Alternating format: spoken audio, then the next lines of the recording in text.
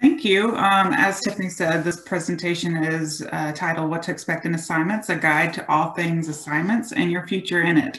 Hopefully most of you know us from being around SEAHO for quite some time, but we're slowly, Katrina's been the assignments guru for a long time, but I'm trying to catch up.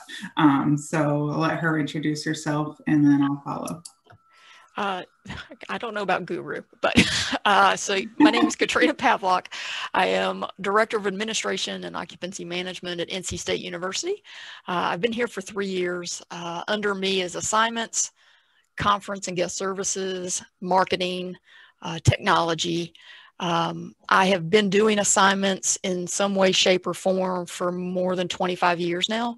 And my start in assignments was at a very small private school where you wear many hats, and it was one of the other duties as assigned. And that's when I sort of started my love for assignments and sort of started me down the path, I guess. Right. My name again is Aubree. I'm the Associate Director for Occupancy Management at Louisiana State University. I've been there in August, it'll be 5 years, but like Katrina, from the very beginning, I have been doing something in assignments. Even as an RA, I worked in the office over the summer, working through freshman assignments and getting the mailings out and things like that. And then also transitioned to a small school where I wore multiple hats and physically inputted every single student assignment. So I've been in assignments one way or another since 2003, and then professionally since 2005. But we're very excited to talk to you about assignments, some tips, some tricks, some things that some of you are probably in-hall professionals or maybe mid-level looking to see either some tips for us to help you understand assignments, but maybe if you want to transition to this side of the department as well. Yeah, and please feel free to drop questions in the chat. So we will make sure that we have time at the end to make sure that we get to any of those questions that you do have. So drop them right there in the chat. We'll make sure we get to as many as we can. For sure.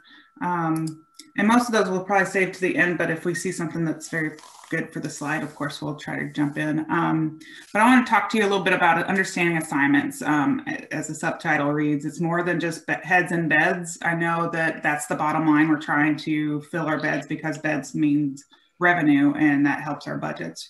But it's more than just that. As young professionals, we often get bogged down with handling the seemingly never-ending responsibilities found in an in-hall role in housing. However, it is essential that we make time to understand how the entire department works, from facilities and marketing, communications, and IT to assignments. And by taking a holistic approach, you actually better your professional development. And so I'm glad all of you have visited with us today to learn a little bit more and maybe trying to figure out how you could be a little bit more pivotal in your current role and maybe your future in housing and residence life.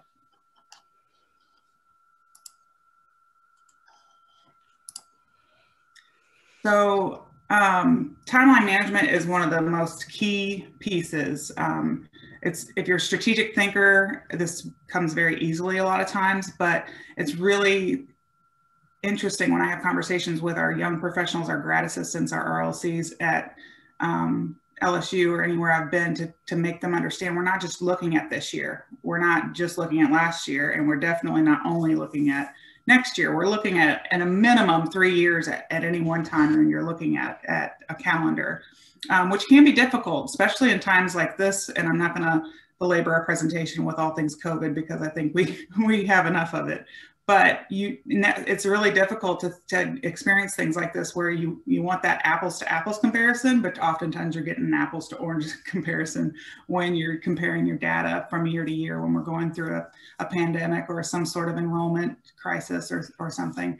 But managing multiple timelines and calendars is key. You have not only your departmental timelines, but you also have campus partners, the university calendar, their academic calendar for classes.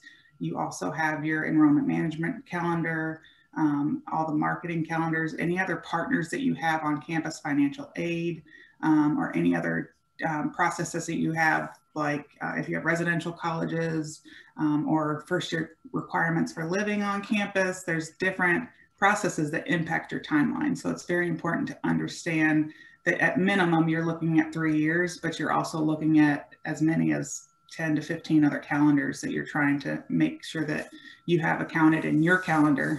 IT is one big one for us that we really have to make sure that everything we do coincides with what they need from us, so it looks good in our online system.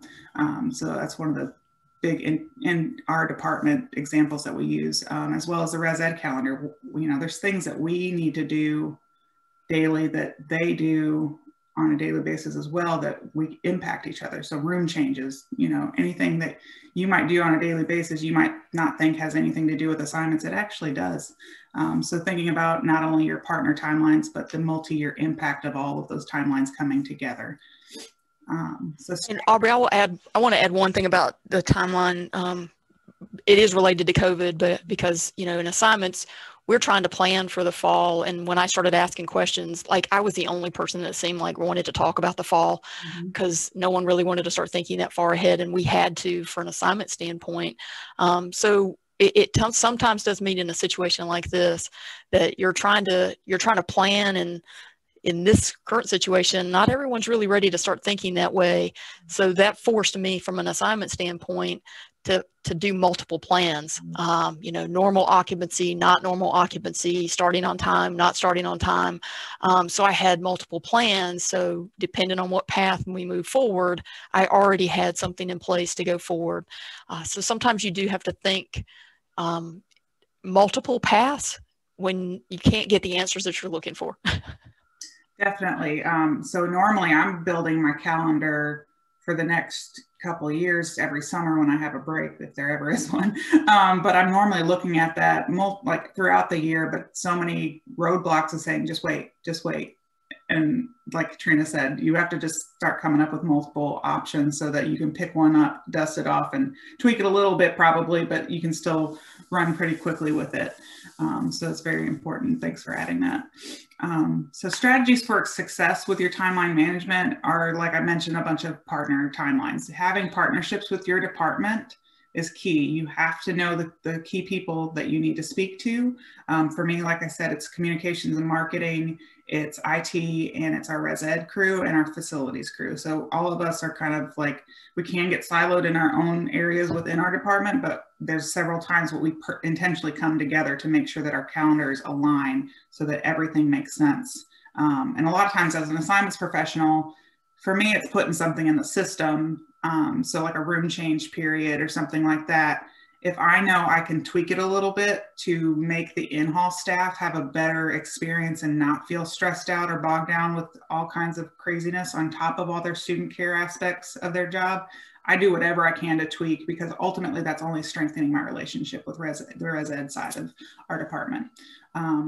Partnerships within your institution, the largest one has to be enrollment management, your admissions team, because they're the ones that are giving you the heads to put in your beds, right? So whether you have a on-campus live-on requirement or not, they still are the ones that are going to tell you what their numbers are, so that you can start planning how many beds you need to designate for your freshmen, how many you can hold for your upper class. I know Katrina has a very complicated way of having to look at that because of their freshman enrollment, and trying to figure out how many upperclassmen spaces she can have for what we call contract renewal, which most of you probably do that on your campuses. But it's very key for us to have a good relationship, or at least, you know, very open communication relationship with enrollment management. This year and last, it has been for us with enrollment management a lot of just bending it until we almost break to help them because of lack of communication on their part because of other priorities. This year, they're trying to transition to a test optional. So that was their drive. It wasn't the housing requirement. So we're noticing that we're having to kind of flex to what they need us to do to make sure that we're pushing, you know, those enrollment deposits that are coming in to you know, verify that these students are actually, they're admitted, but are they actually coming to the university? So enrollment management is key. If you don't have an internal IT department, then of course your university IT department is definitely another key partner. Your university communications group, if you don't have an internal department of that nature as well, is very important.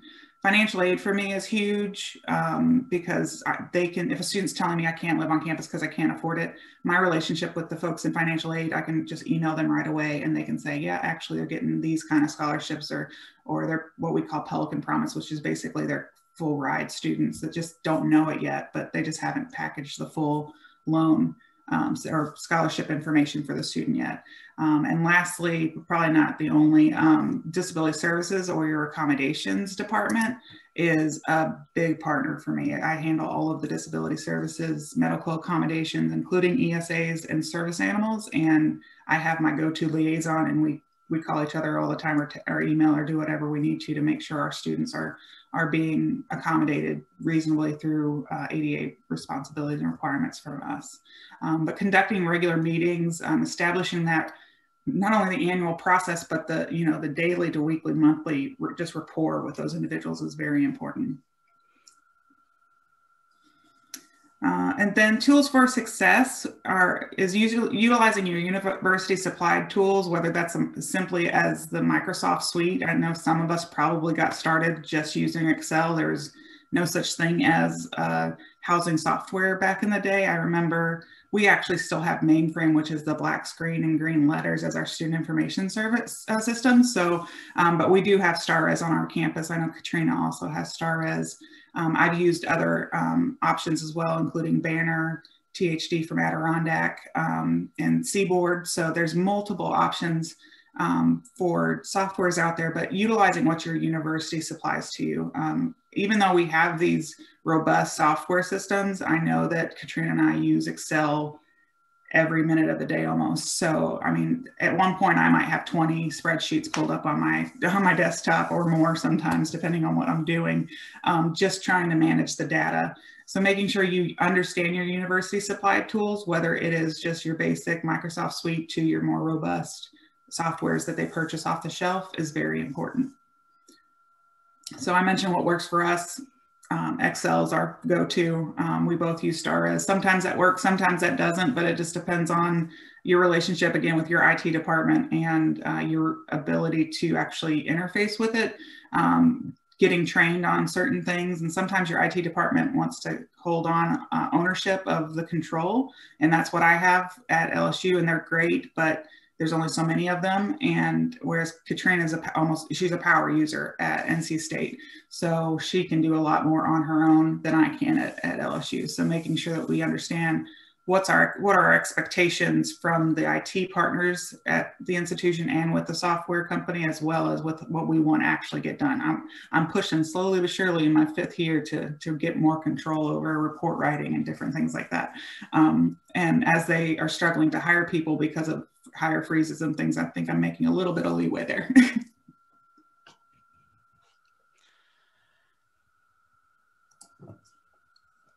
Okay. So one of the next things we want to talk about from an assignment standpoint is probably really not thought a lot about when it comes to assignments, but is key is communications and the marketing part. Like, what does your marketing team look like on your campus? It might be you, or you could actually have a team that you need to coordinate with. So understanding from an assignment standpoint, what that looks like, who do you work with, who do you need to connect with, or again, is it you that needs to build that into your timeline to make sure that you are doing the marketing and communicating about assignments and assignment deadlines to your students. You also really need to know what your audience is when it comes to thinking about assignments.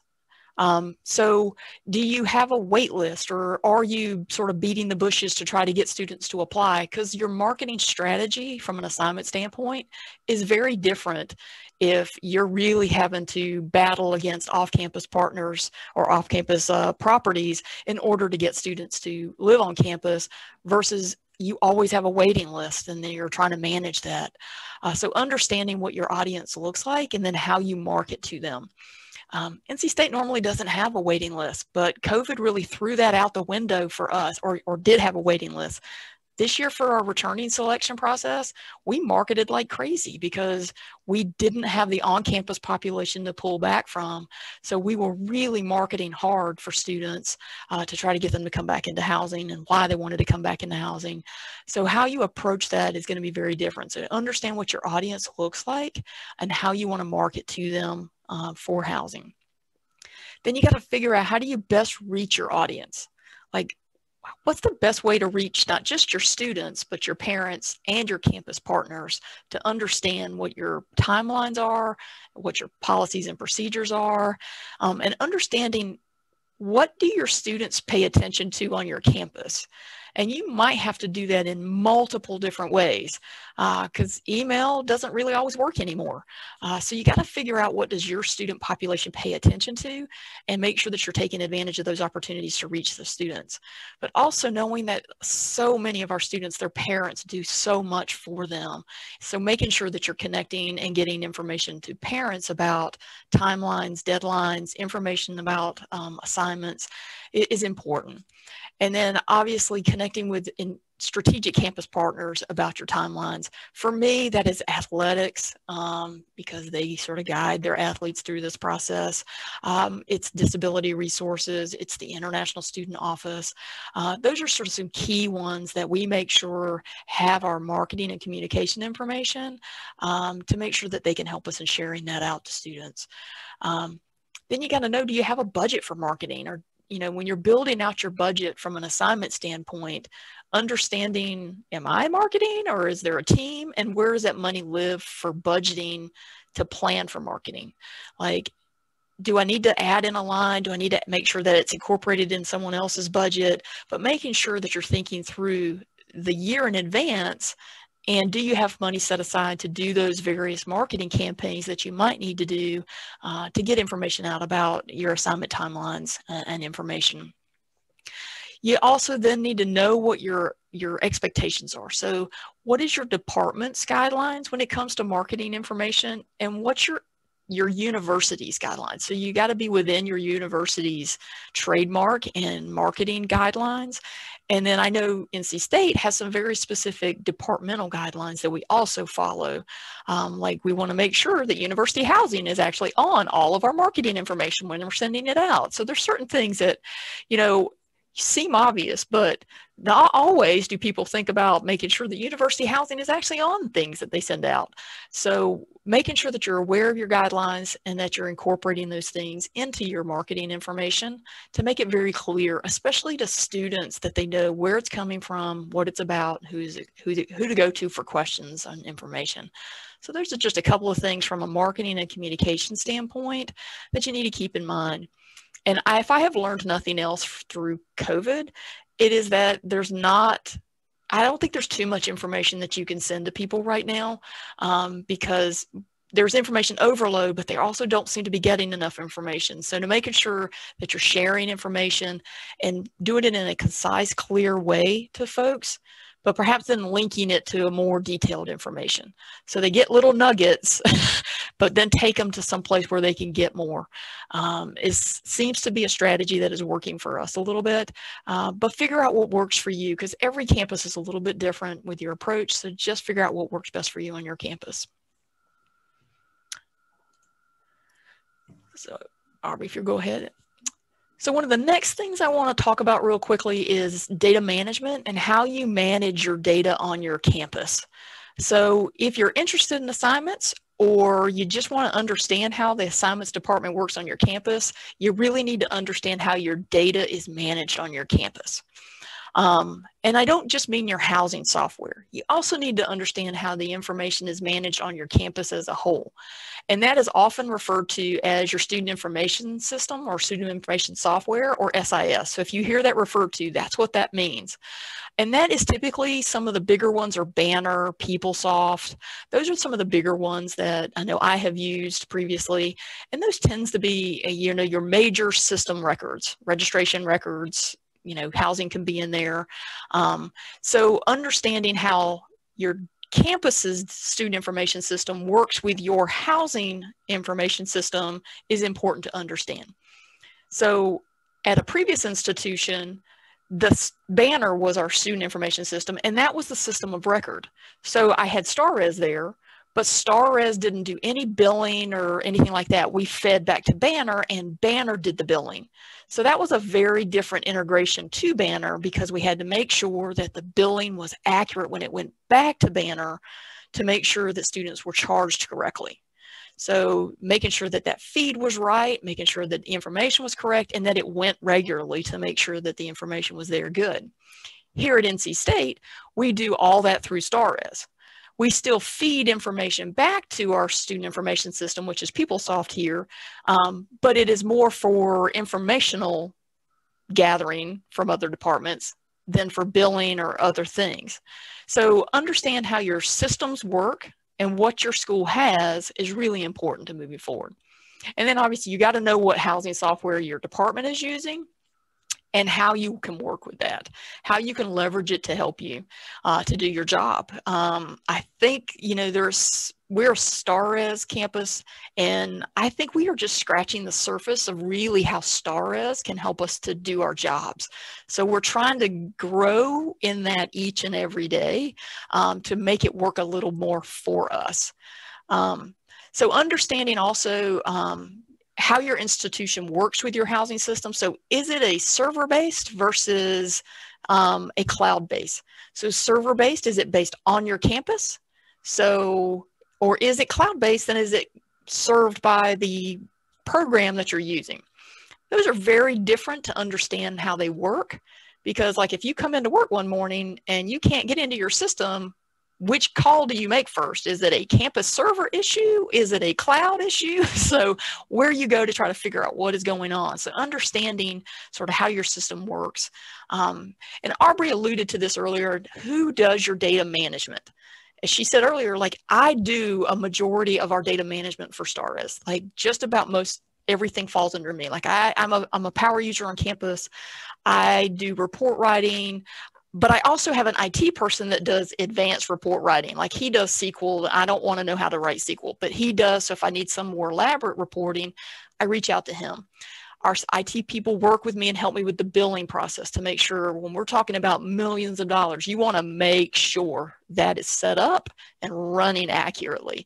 But just about everything else, I have my hands in on a daily basis and do that. Where Aubree works more with her IT department and using her StarRez system. So understanding how your data is managed and who controls that data on your campus are good questions to ask to understand how your system works for you. And Aubree also alluded earlier to this on your day-to-day management of your information. Do you do that directly in whatever software you're using? Or do you use that in an Excel or a Word? And for many years, I used Access to manage housing information. So that was my go-to for a lot of years in how I used it. And I remember the days of hand matching on postcards and things like that. And there are times when I miss those days, but so understand how you day-to-day manage. So if you're interested in assignments, ask your department how those things are done so you can better understand it. Even if you're really not interested in assignments as in a career path, but you just want to understand how that relates to the work you do, those are great questions to ask. So just keep those things in mind when you're wanting to know how data is working on your campus. Definitely. For me, I'm going to add that when I'm working with my IT department, a lot of our conversations are, okay, I have these static reports. What can I add to these reports, or what other reports can we build to make my job easier? So that's a lot of conversations. I also figure out ways to pull a report that's already built and build something else on my own based off of other details that I might need. And I also want to add on the server-based versus cloud-based. A lot of times with your software companies, that changes what they can offer you. So I know with us being a server-based process with StarRez, they don't give me the fun icons and things with the ESAs, because like cloud-based users, if a student has an ESA or emotional support animal in their space, there's a cool paw print that goes up next to their name. But for me, I have to do something a little bit differently to make sure that I'm notifying staff of an animal in the room, whether that's adding it as an occupant or just keeping a outside shared drive list, or both. We do both right now. So, but thinking in ways of what does that server cloud-based structure offer me per my software is something that I've learned in the last couple of years since I've been with STARS, that there are differences, and it's really important to understand those. So Aubree, there's a question in the chat about internal housing IT departments versus external. So I don't have, NC State does not have internal IT department. But we have an IT person that is dedicated to housing, but he's also dedicated to other things. So it is oftentimes me competing with his time. But I work with those folks to say, here are my peak times. Like, here's when I know I'm going to need his help. So that's room selection, the freshman assignment, process. Just so I know I'm going to need him for some report writing, those more complicated reports and things like that. And Aubree, you have internal IT, right? Right, our internal IT department, they have several employees. I only have 2 that solely do STARS and database management, and then, which is a lot compared to a lot of people, I know, when I say only. But then we also have a team that does our access interface, as well as a couple of other projects that they have, like managing all of our equipment and, just inventory, those types of things. And of course, we actually staff a student help desk that anyone, whether it's me needing help in my office to a student in their res hall space, they can email reslifehelp@lsu.edu and have someone contact them within that day to help troubleshoot their issue. And that's, of course, managed by professional staff, but it's pretty much all students. We get people, it doesn't matter what their major is, as long as they have an interest in a talent in IT, they get to work in those positions, which is really cool for us to have that resource. We are very blessed to have an internal IT department. Our director of ISS is fantastic. She ends up doing a lot actually for the whole campus because she knows so much about how all of the programs interface. So we do have a great program. And April also asked about reports, and so depending on what software you have, there's usually a shared report, so you can have people write reports that are shared, and then individuals can run those reports. So that's another way of understanding your data management is, do I have the ability to go run my own reports when I need them? And it's just a matter of selecting the term or selecting the building so you can put parameters on them. Or do I need to reach out to someone else when I need a report to be able to run that for me?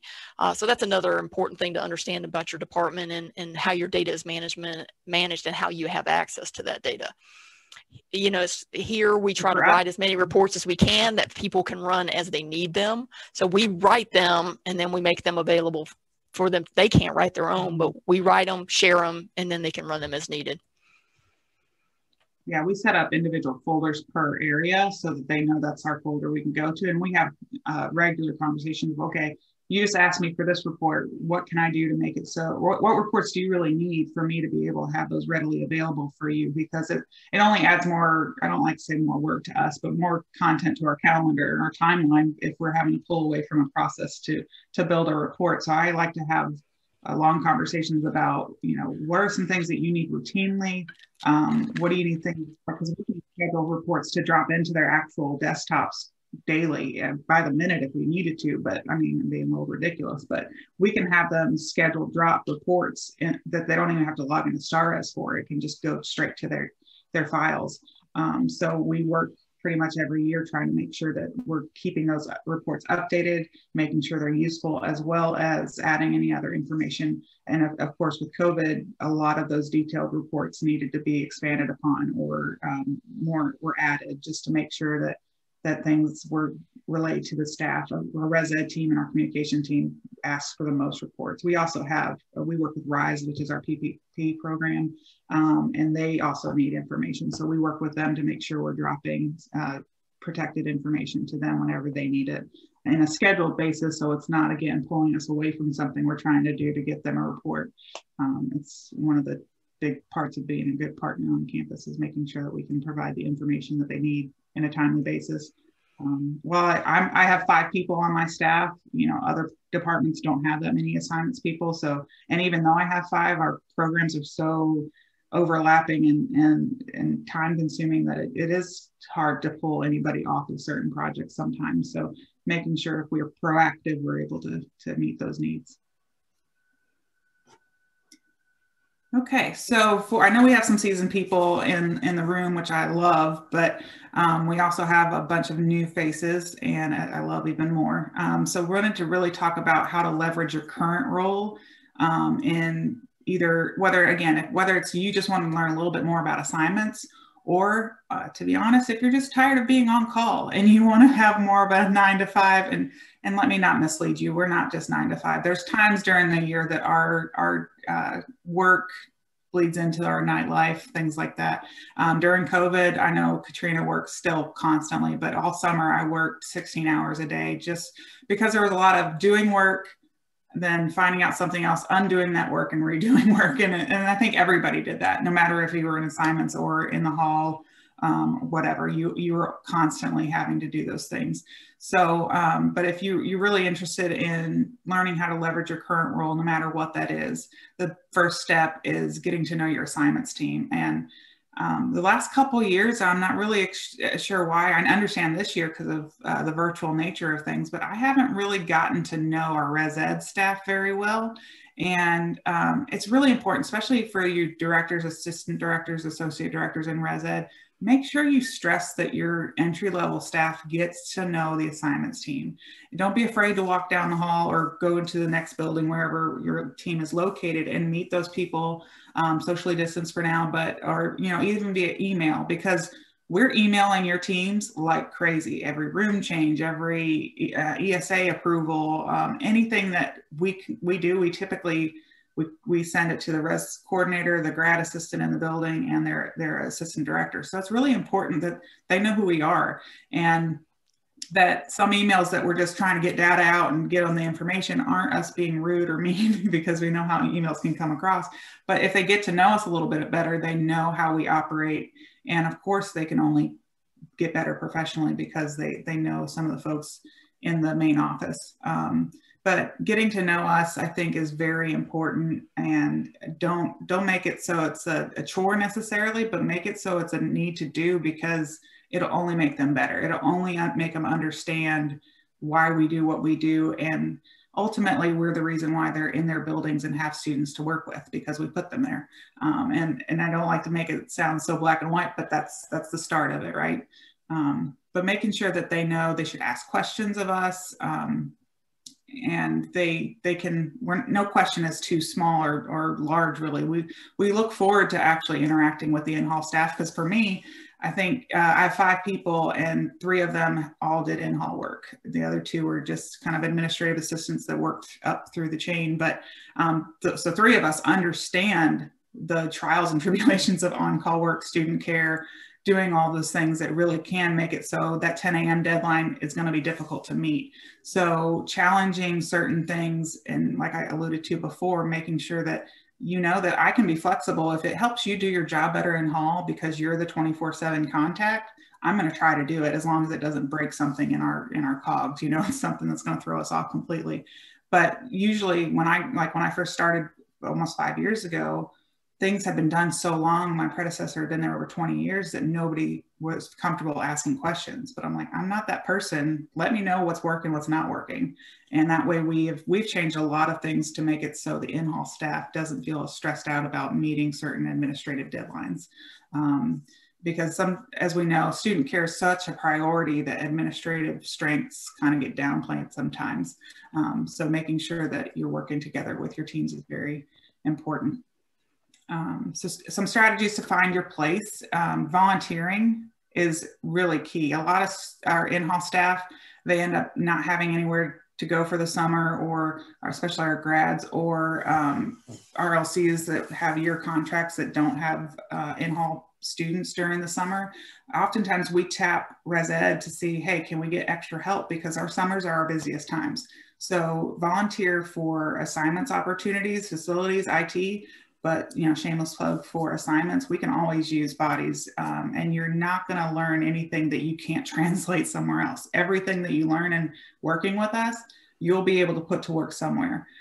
It does, and honestly, it doesn't matter if you stay in housing or residence life, which you should, or if you transition elsewhere, because it's all data management, it's communication, and of course, it's that administrative skill set that really a lot of people that I've noticed are new entry level positions aren't very strong there. Again, I think it's mainly because that stress for student care and that in-person exchange.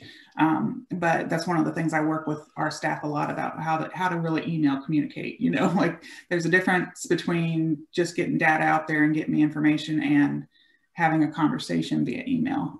So, you know, you just telling me so-and-so is wanting to move in one sentence isn't giving me anything that I actually need. So when I'm dealing with 9,000 beds like Katrina is, then I'm gonna have a hard time really, you know, it's gonna take 3 more emails for me to exchange back and forth before I know what I really need to be doing for this student. And then also sign up for a committee. I'm sure every university has committees or task force or however you articulate the title of those work groups. But we have our operations committee. We also have summer camps and conferences, summer school. There's different groups that we put together that any of our in-house staff or, you know, seasoned mid-level and higher professionals actually work with. Facilities projects is a big deal, especially our capital build projects. Get on those committees, ask for that experience, and it will take you a lot further in your career. And we've already kind of talked about it, but skills needed is learning Excel. I would just, if you don't know it yet, it's not as daunting as it might seem. There's plenty of YouTube videos out there. There's still some things where I was like, oh, I forgot how to do that because I only do that thing once a year. So I'll pull up a YouTube video and go, oh yeah, that's how I do VLOOKUP, or that's how I do copying data into another thing. And every year I try to find something that I teach during our training for Res Life staff that, like I tell them, okay, you want to hear some magic tricks? And I show them how to take a full name, like last name, comma, first name, and transition it as a first name and then last name in 2 different columns without having to type every single name. So there's a few that are like, oh, you're a wizard. And I'm like, no, I just did some videos and figured it out. And some of the things I just happened upon, I'm like, oh, all I have to do is type the first names and it drops down after 2 of them. Sweet. And so it's just, you know, little things that I've learned using Microsoft Word. I use it a lot for mail merge. We can do a lot in StarRes for automatic emails and things like that. But when I'm working with my disability students, for sure, I use our mail merge in Microsoft Word just to make sure that I'm telling them where they are now, what their accommodation is, and you know, any other information that I have from disability services that's not super protected that I can email them out directly and not have to worry about blind copying and all that. It's a direct email, it's personalized, and it's straight to them. So they feel like they're not just one of the 600 students I'm working with in that process. So those are the 2 main areas where I definitely look as far as technology is concerned, but also communication skills and those administrative skills. If you think that you're lacking, get with your assignments team because they will definitely help you learn a little bit more about being stronger in communication, both verbally and via email.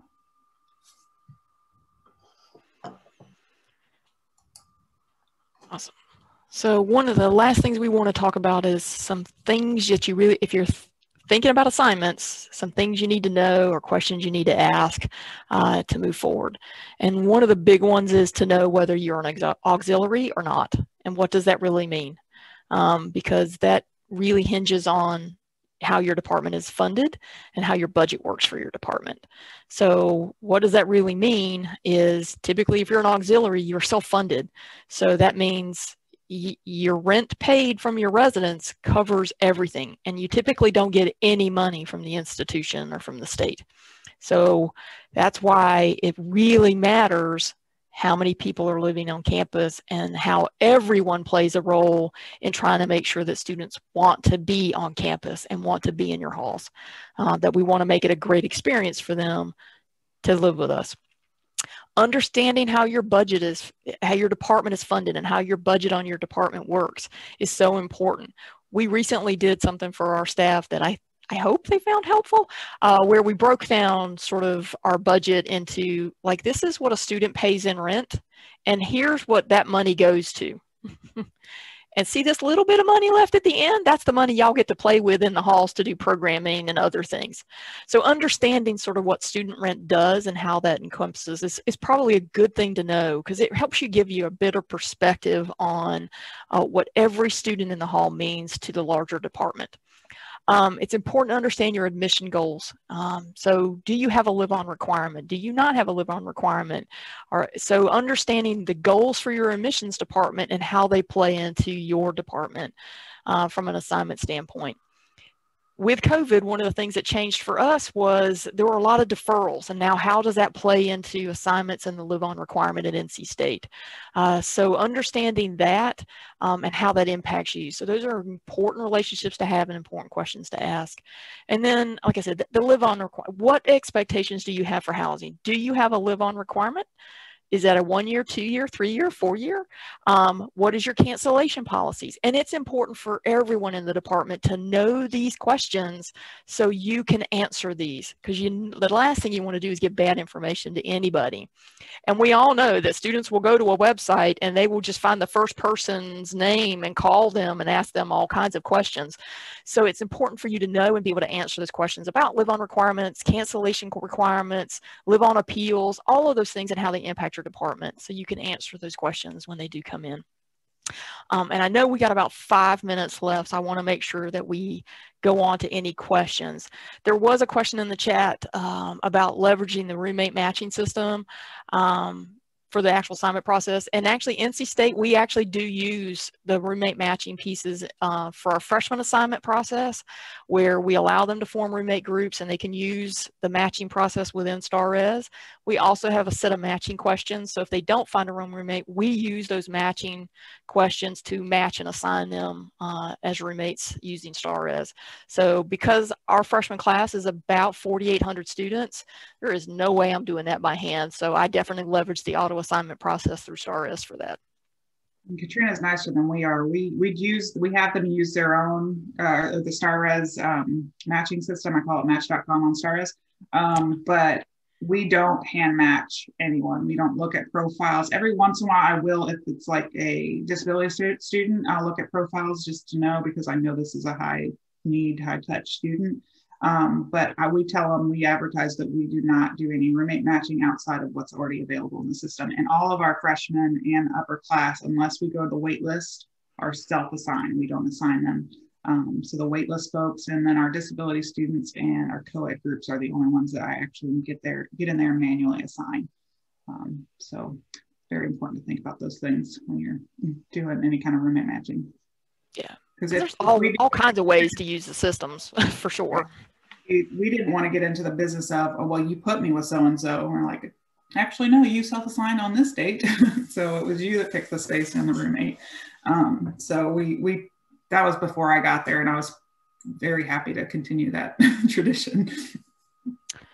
The question about our take on the auto assign versus, you picked it. I think, sort of what Aubree said is, when they self-assign, they picked it, they chose it. But we've had a lot of success with our matching process. But here's the key to that for me is I took many years of data of why students didn't get along as roommates. So I tracked the room change process and why they didn't get along as roommates. And those are the questions I use in our matching process. And I don't ask a bunch of questions. Like it's the core group. It's like 4 or 5, I think. That's what I use. So it's the basic living questions, because the more you ask, the more they think you're going to find them a perfect match. So there are pros and cons to both ways. And it's just sort of a matter of figuring out what works best on your campus. Like I said, I've had a lot of success, but there's a lot of data behind the questions that I ask, using room change information and what causes students to not get along to start with. But again, all that goes out the window when mom or dad fill out the form for them. So. Yeah, I think we have multiple questions, but if I'm going to go in there and use any questions to match, it's like a core 5, like room temperature, cleanliness, guests, those types of questions, because I like Katrina, I've been in this long enough to know, like, what are the reasons why we handle room changes for the majority of students, and those are the key ones. During a political year, I also look at those types of things too. That's one of the extra questions that they throw in there, but other than that, that's the core lifestyle questions. I think I saw. How difficult is it to have an assignments budget when the budget for an auxiliary is determined on success of assignments? I don't have a budget. I know that's weird. My budget is my personnel, and my supervisor signs off on that. So Katrina has probably more to say about that than I do. Yeah, I mean, my budget is, you have to think in the normal land versus now, because NC State closed housing not only in the spring, but we closed housing in the fall. So we have taken doing more with less to a whole new level through this pandemic. So you got to base what you think your occupancy is going to be, and you build your budget off of that. And you never budget off 100% occupancy. Never, never, never. I mean, if you get there, gold. But you typically do that off of a 95, 93% occupancy. So it's looking at your history and how your halls have been filled to knowing what your occupancy trends have been. And obviously, a lot of that is going to change over the next couple of years as we continue through this pandemic and recover from that. So we have built out like a 75% occupancy, and then to an 85%, and then a 90%. So we don't get back to our normal 95% occupancy for like 3 or 4 years out. But understanding your occupancy percentage, and then you build your budget off of that, and give yourself a little grace in there as well. I hope that helps. Very good. Budget director or business operations director who he'll come in and say, okay, what do you think we're going to be at? And for us, we went from no live-on requirement to a freshman live-on requirement for 2 years, and then COVID. So there's been very little ability to compare, like I said, those apples to apples comparisons. So I expect us to be 100% in the res halls with that first year requirement, because I know our percentages for people who get exempt versus people who are required to live on is about 84 to 85%. So I know that the halls are going to be filled, but we don't ever know what's going to happen with contract renewal, especially this year, because like Katrina says, we don't know who's going to continue to live with us or come back from being off campus because all their classes were online. So yeah, those are some things that are definitely good to think about. I used to, when I first got here, we didn't have the first year requirement, so our halls weren't filled. And so I used to joke with my team, okay, every time you assign a new person, you sold a car. So let's keep going. You get a star for the day, every bed we sold. It just kind of kept it light, but it really wasn't serious, but it was kind of a fun thing to pretend we were doing.